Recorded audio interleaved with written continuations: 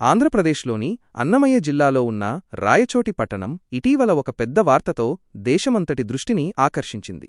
ఎప్పుడూ ప్రశాంతంగా ఉండే ఈ ప్రాంతంలో సుమారు 20 ఏళ్లుగా మామూలు మనుషుల్లా జీవిస్తున్న ఇద్దరు వ్యక్తులు నిషేధించిన ఉగ్రవాద సంస్థ అల్ ఉమ్మాకు చెందినవారని తెలియడంతో అందరూ ఆశ్చర్యపోయారు. వారిని పట్టుకోవడం, వారి దగ్గర దొరికిన పేలుడు పదార్థాలు దేశంలోని నిఘా ఏజెన్సీలను సైతం షాక్ చేశాయి.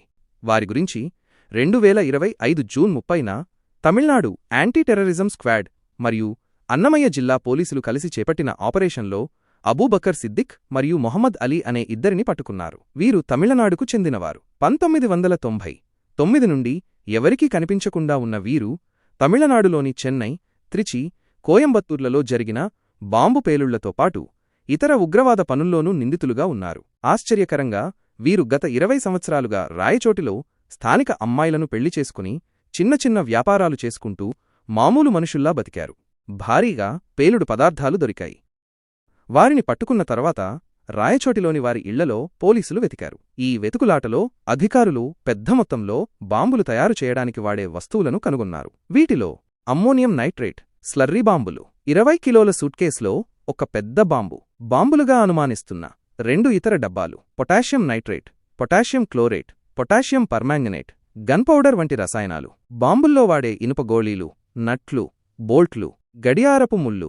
ఈ వస్తువులతో సుమారు 50 నుండి 60 చిన్న బాంబులు లేదా 8 నుండి 10 పెద్ద సూట్కేస్ బాంబులను తయారు చేయవచ్చని పోలీసులు చెప్పారు. గత సంవత్సరం బెంగుళూరులోని రామేశ్వరం కేఫ్ పేలుడు లాంటి బాంబు అయితే 30 మీటర్ల దూరం వరకు నష్టం కలిగించగలదని తెలిపారు. డిజిటల్ గుర్తులు పడకుండా ఉండేందుకు వారు వస్తువులను స్థానికంగానే కొనుగోలు చేసి మామూలు గడియారపు ముళ్ళు, ప్లాస్టిక్ డబ్బాలు వంటి వాటిని ఉపయోగించి బాంబులను కలిపి తయారు చేశారని తెలిసింది. పేలుడు పదార్థాలతో పాటు కొన్ని తీవ్రవాద పుస్తకాలు, ఫోన్లు, కంప్యూటర్లు కూడా దొరికాయి. దొరికిన బాంబులను నిర్వీర్యం చేసే నిపుణులు సురక్షితంగా పనిచేయకుండా చేశారు.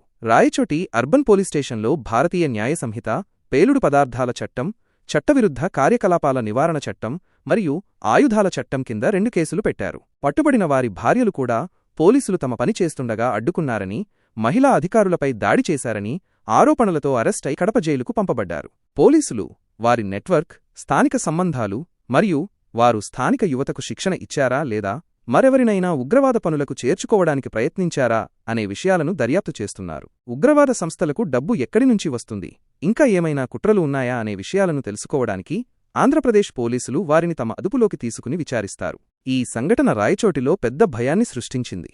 ఎందుకంటే ఇంతకాలం గుర్తించబడని ఈ వ్యక్తులు పట్టణంలో ఉన్నారంటే ఇంకా ఎవరైనా ఉగ్రవాదులు దాగి ఉండవచ్చని ప్రజలు ఆందోళన చెందుతున్నారు.